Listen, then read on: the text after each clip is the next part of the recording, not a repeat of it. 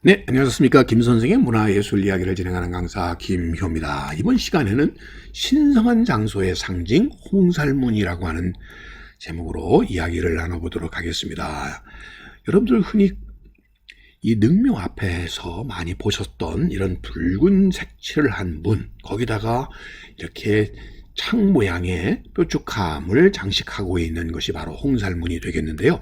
이 홍살문의 경우는 지금 이런 능묘뿐만 아니라 궁전이나 관아, 또 향교, 서원 등과 같은 곳들에 정면에 이렇게 세워져 있었던 것을 여러분들이 익숙하게 많이 보셨으리라 싶습니다.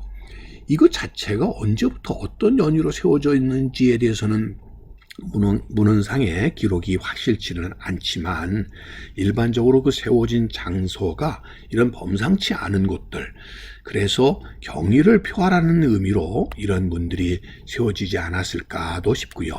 또 하나 들을 수 있는 것이 홍살문에서 이렇게 삼지창과 같은 뾰족함으로 장식이 되어 있는 것을 통해서 결국 이런 무당들이 사용했었던 신기처럼 결국 벽사의 의미로 사악함을 물리친다라고 하는 그런 의미를 또한 담고 있지 않았을까 싶습니다. 자, 서울의 한양전도에 홍살문이 그림으로 나타나고 있는 예들을 추적해 보더라도 홍제원에도 이렇게 홍살문이 있는 걸 확인해 볼 수가 있고요. 자, 여기서도 확인해 볼 수가 있죠. 또 여러분들 모화관, 이게 나중에 독립관이 됩니다만 바로 중국의 사신들을 마중했었던 모화관 앞에도 바로 이 홍살문의 기능을 했었던 영음문이 있었던 예를 확인해 볼 수가 있겠고요. 환구단이 세워지게 되는 남별궁에도 이렇게 홍살문이 있었고, 또 여러분들 영의전에도 홍살문이 있었다는 걸 통해서 이 지도를 통해서도 이러한 신성한 지역에들은 결국 이렇게 홍살문을 세웠었다라는 것을 확인해 볼 수가 있겠습니다. 자, 모화관 앞에 세워졌던 바로 이 영조로, 이게 나중에 영은문으로 이름을 바꾸게 되는데 바로 이 영은문을 확대해 보게 되면 바로 홍살문과 형태는 다르지만 그 기능 자체는 똑같다라는 것을 확인해 볼 수가 있겠죠. 붉게 이렇게 칠을 한 기둥을 사용했다는 걸 통해서 확인해 볼 수가 있고요. 자, 영의전이라고 하면 역대 임금 중에서도 숙종, 영조, 정조, 순조로 이어지는 6분의 임금을 특별히 영정을 따로 모셨던 바로 그 사당이 영의전이 되겠고요. 바로 이 영의전 입구의 사진에서 보시는 것과 같은 이런 홍살문이 세워졌었다는 것을 확인해 볼 수가 있습니다. 자, 이 홍살문의 경우는 특별히 지금 우리가 볼 수 있는 홍살문보다도 훨씬 높았다는 것을 통해서 이곳 자체가 특별히 그 시기에는 더욱 신성한 지역으로 이렇게 한마디로 모셔졌던 곳이라고 볼 수가 있겠죠.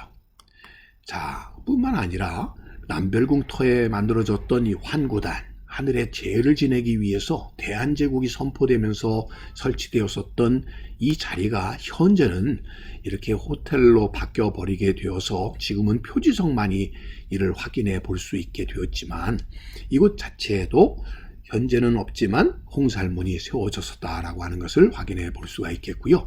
저경궁터, 지금 한국은행 본점 가까이에 있었던 바로 이 저경궁터에는 홍살문은 사라져 버렸지만 지금 남아있는 바로 이러한 하마비를 통해서 이 지역에서 이렇게 일반적으로 하마비와 함께 이 신성한 지역을 나타내기 위한 홍살문이 함께 놓여졌었다는 것을 이렇게 확인해 볼 수가 있겠습니다.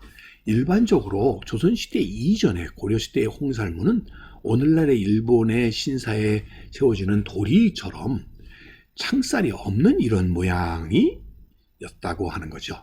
자, 그래서 지금 백제왕 신사 같은 경우를 보더라도 이곳에 세워져 있는 도리는 사실상 이것 자체가 도리라는 말부터 이 새를 의미하고 있는 것처럼 결국 우리의 경우는 하늘과 땅을 연계하는 솥대 신앙에서도 등장하는 바로 이런 새 신앙과 마찬가지로 이런 도리라고 하는 것조차도 결국 이곳 자체가 소도와 같은 신성한 지역을 의미한다라는 전통이 이어져 간 것으로 이렇게 확인해 볼 수가 있습니다. 그러다 보니까 이 서울 안에서도 제사의 공간이라고 할 수 있는 대표적인 곳 중에 하나가 땅과 오곡의 신을 제를 지냈던 사직단의 경우도 옛사지를 보면 사방에 이렇게 홍살문을 통해서 이곳을 신성한 지역으로 삼았다는 걸 알 수가 있겠고, 오늘날 이 복원된 모습을 통해서도 자, 땅의 신과 오곡의 신을 제를 지내는 이러한 신단 주변에도 지금도 이렇게 홍살문이 세워졌다는 걸 확인해 볼 수가 있겠습니다. 자, 이 그림을 통해서도 이렇게 확인해 볼 수가 있겠고요. 자, 이것은 북경의 사직단에 있는 대리석 신문도 그런 같은 의미로 이렇게 이해해 볼 수가 있겠습니다. 자, 하늘의 기운이 이어졌다고 하는 것이 그대로 이어졌던 이런 신돌과 함께 대리석 신문이 지금도 남아있는 걸 통해서 이것 자체를 하나의 신성한 지역으로 했었다는 것은 중국이나 우리나 일본이나 다 공통적이었다라고 얘기할 수가 있겠습니다. 이거는 바로 선농단이 되겠죠. 자, 풍년을 기원했었던 농사의 신에게 제를 지냈었던 이런 사직단에 남아있는 바로 이러한 홍살문도 같은 의미라고 보시면 되겠고요. 자, 이것은 선잠단지가 되겠습니다. 이것 또한 결국 시범을, 농사의 시범을 보이는 것으로서 선농단이 있었다면 이거는 친잠을 함으로써 또 시범을 보였다는 점에서 특히 왕비에게 있어서 대단히 중요한, 여자들에게 중요한 일이었었던 잠업과 관련되어서 이런 신성한 지역을 나타냈던 선잠단지에 바로 이러한 홍살문이 세워진 것도 바로 같은 의미라고 이렇게 얘기할 수가 있겠죠. 자, 뿐만 아니라 여기 조선 왕조의 역대 임금들의 묘에도 바로 입구에 홍살문이 세워진 것 또한 이런 벽사의 의미를 담고 있었다라고 볼 수가 있겠습니다. 자, 우수한 바로 이런 능묘에도 이런 홍살문이 세워져 있었다라는 것을 오늘날에도 이렇게 확인해 볼 수가 있겠고요.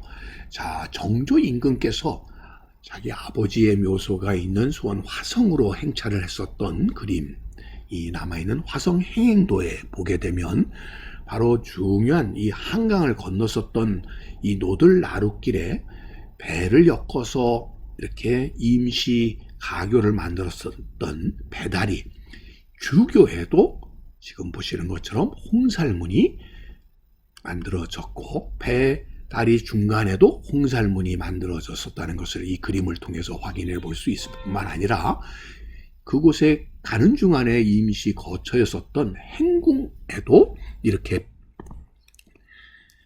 홍살문이 만들어졌었다는 것을 곳곳에서 확인해 볼 수가 있겠습니다. 그래서 임시 거처라고 하더라도 궁궐과 마찬가지로 똑같이 신성한 지역으로 삼기 위해서 이런 문들이 세워졌다라고 보시면 되겠습니다.